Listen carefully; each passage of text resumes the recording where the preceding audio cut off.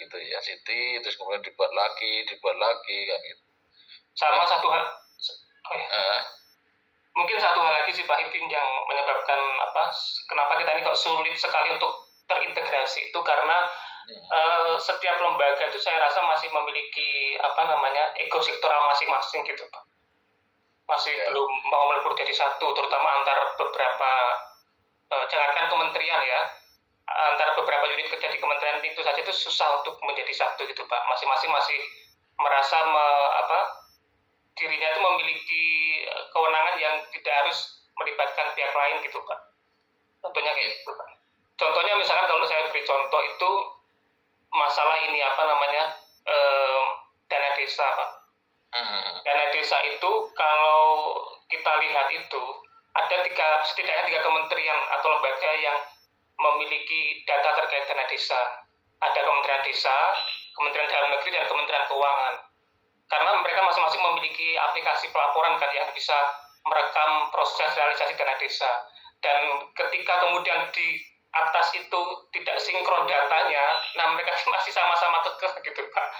Kata saya yang benar gitu Pak. Jadi tidak mau ada proses integrasi ya untuk menciptakan satu data saja nih, dana desa nih ya ini outputnya ini gitu.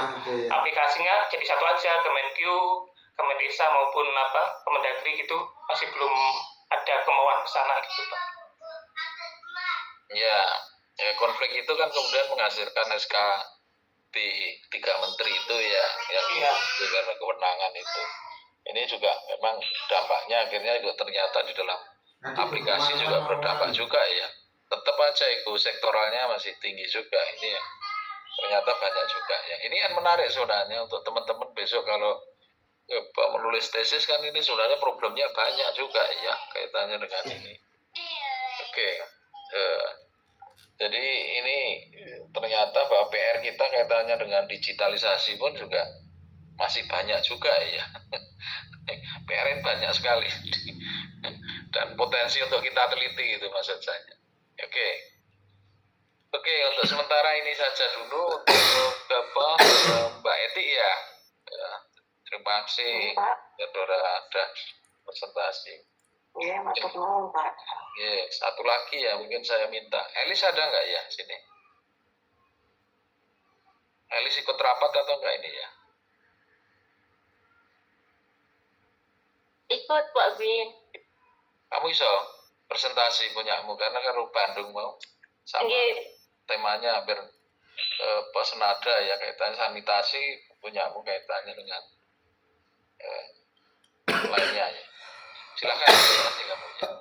Baik Pak. Nanti saling mengisi karo si Farah. Baik sebentar Pak Bin.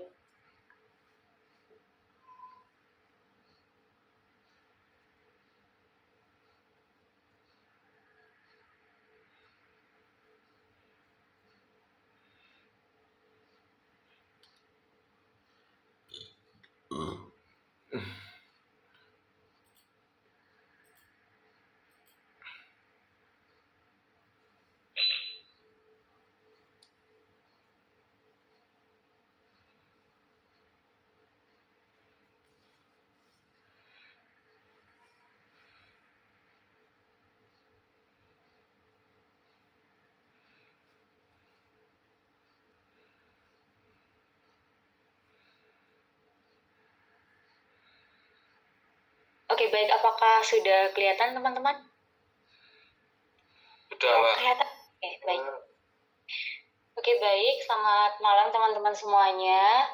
Di sini saya akan mempresentasikan terkait dengan satu tema, yakni Urban Social Service, khususnya terkait dengan bidang kesehatan, dengan satu topik terkait paradoks pembangunan Kota Bandung, yakni tingginya prevalensi stunting di tengah citra kota maju. Pertama, terkait dengan citra Kota Bandung sendiri. Kota Bandung dalam penilaian ASEAN Pacific Best Cities 2025 yang dilakukan dilakukan oleh Resonance Konsultasi itu menyebutkan bahwa Kota Bandung ini merupakan salah satu kota yang masuk ke dalam 100 kota terbaik di kawasan Asia Pasifik. Nah, dalam laporan tersebut, Kota Bandung ini menduduki peringkat ke-52 dari 100, di mana Kota Bandung ini pada akhirnya mampu melampaui sejumlah kota besar lain di Indonesia seperti kota Surabaya, Medan, kemudian juga Malang. Penilaian ini sendiri didasarkan pada kekuatan tempat kota-kota di Asia Pasifik itu berdasarkan kombinasi data kinerja dan persepsi publik terhadap aspek layak huni, kemudian disukai atau lovability, dan juga sejahtera. Selain pada laporan Resonance Konsultasi ini juga, Kota Bandung dalam 18 ASEAN Ministerial Meeting on the Environment itu juga menyebutkan bahwa Kota Bandung ini masuk ke dalam kategori Clean Water for Big Cities, yang artinya Kota Bandung ini memiliki penyediaan air bersih, kemudian kapasitas pasokan, pengelolaan sumber daya air, konservasi, serta edukasi masyarakat. Nah, hal ini juga kemudian bertentangan dengan presentasi Mbak Farah tadi ya, yang soal membahas terkait dengan water dan sanitation. Di topik saya kali ini, di tengah citra sebagai kota maju, Kota Bandung ini juga memiliki sebuah paradoks, yakni memiliki prevalensi stunting tertinggi daripada kota lainnya di Provinsi Jawa Barat. Merujuk pada studi status gizi nasional yang diterbitkan oleh Kemenkes tahun 2025, prevalensi stunting di Kota Bandung ini tercatat mencapai 22,8%, di mana angka ini secara signifikan itu menempatkan Bandung itu di posisi teratas, melampaui kota-kota besar lainnya di Jawa Barat ya, seperti Kota Bogor, kemudian juga Kota Cimahi. Artinya dari data ini, 1 dari 5 balita di Kota Bandung itu mengalami kondisi gagal tumbuh. Dari data Badan Pusat Statistik Jawa Barat juga, itu menunjukkan bahwa Kota Bandung memiliki jumlah balita dengan keadaan malnutrisi itu paling banyak di antara kota lainnya dengan total 3.979 balita. Nah, sebenarnya permasalahan di Kota Bandung ini juga bukan merupakan sebuah hal yang baru, karena laporan kebijakan pangan global yang dari AFP tahun 2017 itu mengungkapkan bahwa urbanization has result in malnutrition, which is become an urban problem in all region of the world. Yang artinya bahwa sebetulnya permasalahan stunting ini memang menjadi permasalahan urban atau permasalahan perkotaan dimanapun wilayah yang ada di dunia. Dengan hal itu, stunting itu kemudian menjadi permasalahan khas perkotaan. Nah, sebelum melangkah lebih jauh, apa sih stunting itu? Stunting adalah gangguan pertumbuhan dan perkembangan yang dialami anak-anak akibat gizi buruk, kemudian infeksi berulang, dan juga stimulasi psikososial yang kemudian tidak memadai.